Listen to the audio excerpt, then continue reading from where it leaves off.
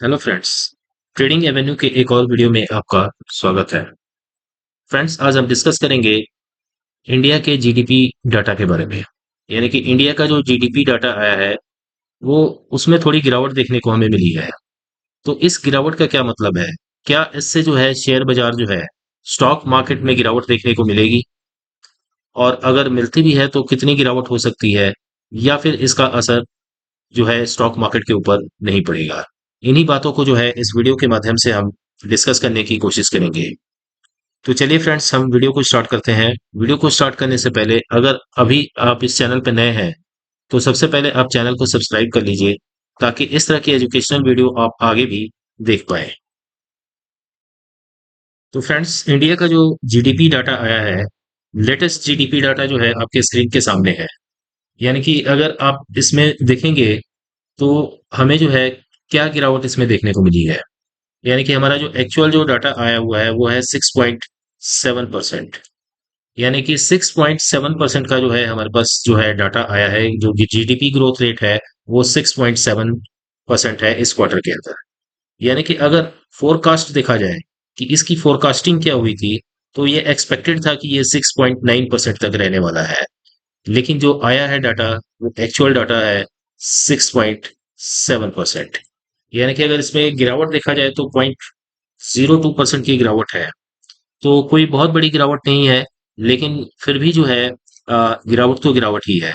यानी कि पिछली बार से जो एक्सपेक्टेड था, यानी कि जो एक्सपेक्टेड डाटा था उससे जो है 6.9% का जो है एक्सपेक्टेड डाटा था, लेकिन 6.7% आया है। अगर हम इसका कंपैरिजन करते हैं कि पिछले जो डाटा आए हैं वो क्या रहे हैं, तो उसमें हम देख लेते हैं कि पिछले डाटा जो हमारे आए हैं वो कैसे रहे हैं। तो देखिए फ्रेंड्स, इसके अंदर जो है अगर हम 3 महीने का डाटा को कंपेयर करते हैं तो इस बार का जो डाटा आया है हमारा Q1 का डाटा, तो वो हमारा डाटा आपके सामने है कि 6.7% है, एक्सपेक्टेड था 6.9%। लेकिन अगर पिछले क्वार्टर का यानी कि मई का देखा जाए डाटा Q4 का, तो 7.8% था और एक्सपेक्टेड था 6.7%। यानी कि पिछली बार जो एक्सपेक्टेड था उससे काफी ज्यादा डाटा जो है वो आया था 7.8%। तो इस तरीके से अगर देखा जाए तो इस बार जो है गिरावट हमें देखने को मिली है। यानी कि 7.8% से जो है 6.7% पे आ गया है, तो ये 1% की गिरावट जो है पिछले क्वार्टर से हमें देखने को मिली है। वही अगर फैब का डाटा देखा जाए Q3 का, तो 8.4% की जो है ग्रोथ रेशो थी। जो एक्सपेक्टेड जो था वो 6.6% का था। तो यहाँ पे जो था आपने देखी होगी कि उस टाइम पे मार्केट में भी काफी ज्यादा जो है हमें उछाल देखने को मिला था, क्योंकि जो डाटा था जो फैब के अंदर वो 8.4% यानी कि 2% जो है एक्सपेक्टेड से ऊपर आया था। तो नो डाउट कि इसका जो है मार्केट के ऊपर इम्पैक्ट पड़ता है कि ग्रोथ रेशो जो भी आता है तो मार्केट उसको रिएक्ट करता है। तो इसी तरीके से जो है आप अंदाजा लगा सकते हैं कि जो मंडे को जो मार्केट होगी उसके अंदर इसका इम्पैक्ट देखने को मिलेगा कि नहीं मिलेगा। लेकिन अगर हम बात करें इस बार की, तो इस बार का जो डाटा है उसमें बहुत ज्यादा कोई गिरावट हमें देखने को नहीं मिली है। यानी कि 6.7 एक्सपेक्टेड से जो है 0.2% का ही गिरावट है। तो हो सकता है मार्केट इसको थोड़ा बहुत रिएक्ट करेगा, लेकिन इतना इम्पैक्ट नहीं पड़ेगा, उसको आगे हम जो है डिस्कस करेंगे। तो देखिए ये आपके सामने पिछले मैं और भी डाटा रख देता हूँ। यानी कि Q4 Q3 पिछले 5 मंथ्स का डाटा है ये। तो इसमें आप देख सकते हैं कि Q4 के में जो है 7.8% का जो है ग्रोथ रेशो आई थी, जो एक्सपेक्टेड था 6.7% का था। अगर Q3 फैब का डाटा देखा जाए तो उसमें 8.4% की जो है ग्रोथ रेट थी। जो एक्सपेक्टेड था वो 6.6% था। नवंबर Q2 का अगर देखा जाए तो 7.6% जो है ग्रोथ रेशो थी, जो एक्सपेक्टेड था वो 6.8 था। वहीं अगर हम अगस्त की बात करें Q1 की, तो 7.8% की जो है डाटा था, यानी कि ग्रोथ रेशो था, और 7.7% जो है ये एक्सपेक्टेड था। तो इसी तरीके से मई में भी जो है Q4 का जो था 6.1% की ग्रोथ रेशो थी, 4.6% जो है ये एक्सपेक्टेड था।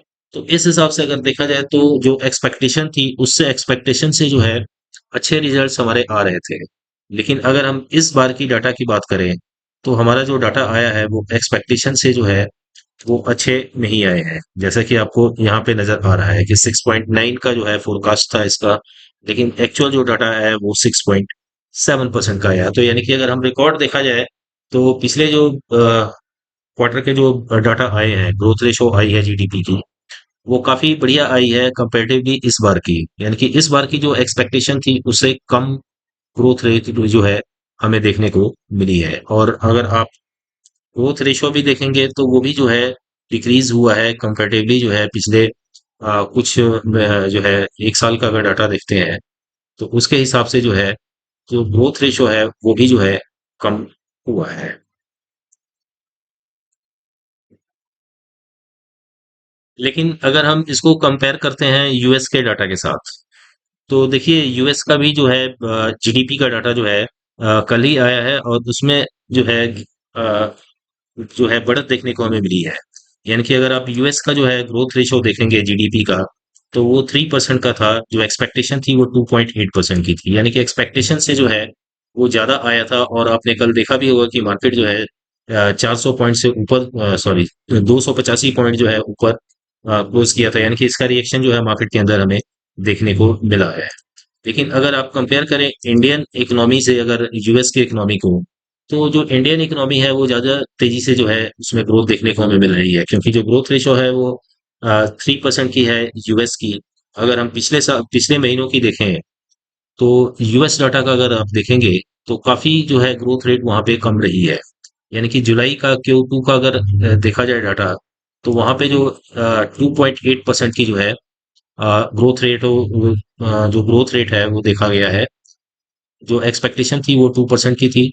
इसी हिसाब से जो है जून का अगर देखा जाए डाटा, तो 1.4% की जो है ग्रोथ रेशो जो है देखी गई है, जीडीपी देखा गया है। वहीं जो एक्सपेक्टेशन थी 1.3 की थी। अगर मई का देखा जाए यानी कि Q1 का, तो 1.3% की जो है ग्रोथ रेशो देखी गई है। इसी तरह से अप्रैल का अगर देखा जाए तो 1.6% की ग्रोथ रेशो है। अगर मार्च का देखा जाए तो 3.4% की जो है रेशो है। तो इस तरह से अगर देखा जाए तो इंडियन जो जीडीपी है, यानी कि इंडिया की जो जीडीपी है वो यूएस की जीडीपी से ज्यादा तेजी से जो है आगे बढ़ रही है। हालांकि इस बार का डाटा थोड़ा सा नीचे आया है, लेकिन अगर आप कंपेयर करेंगे तो यूएस का डाटा और इंडिया का डाटा जो है उसमें काफी ज्यादा फर्क आपको देखने को मिलेगा। तो इंडियन इकोनॉमी जो है, यानी कि इंडिया का जो जीडीपी है वो काफी, उसकी जो स्पीड है यूएस के जीडीपी से ज्यादा तेज इस समय चल रही है। तो फ्रेंड्स हम अब देख लेते हैं कि जो इसका इम्पैक्ट जो है हमारे मार्केट के ऊपर क्या पड़ने वाला है। तो अगर हम मार्केट का देखा जाए तो जो हमारी मार्केट की क्लोजिंग हुई थी, क्लोजिंग जो हुई हमारी मार्केट की, वो 25,235 पे हुई है। और वहीं अगर सेंसेक्स की देखी जाए तो 82,365 पे जो है क्लोजिंग है। तो देखिए मार्केट के अंदर इसका इम्पैक्ट जो है नो डाउट कि थोड़ा बहुत पड़ सकता है, लेकिन इतना ज्यादा भी नहीं पड़ने वाला है, क्योंकि मार्केट इस टाइम पे बुलिश है। और अगर हम देखें तो इंटरनेशनल मार्केट में भी किसी भी तरह की कोई न्यूज़ नहीं है, यानी कि इंटरनेशनल मार्केट में भी सभी पॉजिटिव न्यूज़ हैं। तो कहीं से भी कोई गिरावट की जो है हमें अंदेशा नहीं मिल रहा है। हालांकि इंडिया की जो ग्रोथ रेट जो आया है वो थोड़ा सा जो है जरूर 0.2% की जो गिरावट देखने को मिली है। इसका असर जो है थोड़ा बहुत मार्केट के ऊपर पड़ सकता है। लेकिन अगर देखा जाए तो जो निफ्टी है इस टाइम पे 25,235 पे है। तो अगर इसमें गिरावट आती है 25,000 के नीचे, यानी कि 25,000 के ऊपर जो है हमारी मार्केट बुलिश है। यानी कि 25,000 के ऊपर अगर मार्केट सस्टेन करती है तो इसमें ज्यादा गिरावट हमें देखने को नहीं मिलेगी। मार्केट जो है आगे जो है 25,500 की ओर बढ़ जाएगा।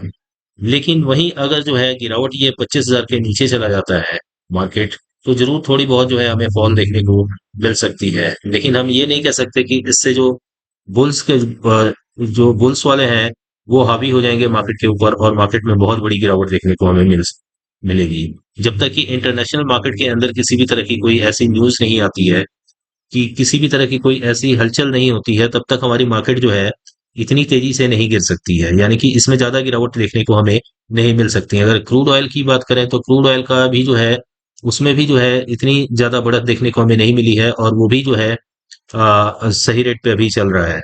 तो इस तरीके से देखा जाए तो मार्केट में गिरने का कोई ज्यादा रीजन हमें नजर नहीं आता है। वहीं अगर 25,235, यानी कि मैंने आपको बता दिया कि 25,000 से ऊपर अगर मार्केट सस्टेन करती है तो इसमें गिरावट देखने को हमें नहीं मिलेगी। लेकिन 25,000 के नीचे अगर मार्केट सस्टेन कर जाती है तो जरूर थोड़ी बहुत हमें गिरावट देखने को मिल सकती है।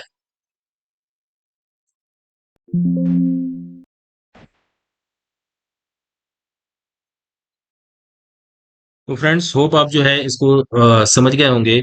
और जो है आज की वीडियो में हम इतना ही। कल फिर मिलेंगे एक नए वीडियो के साथ, एक नए टॉपिक पे। Thank you.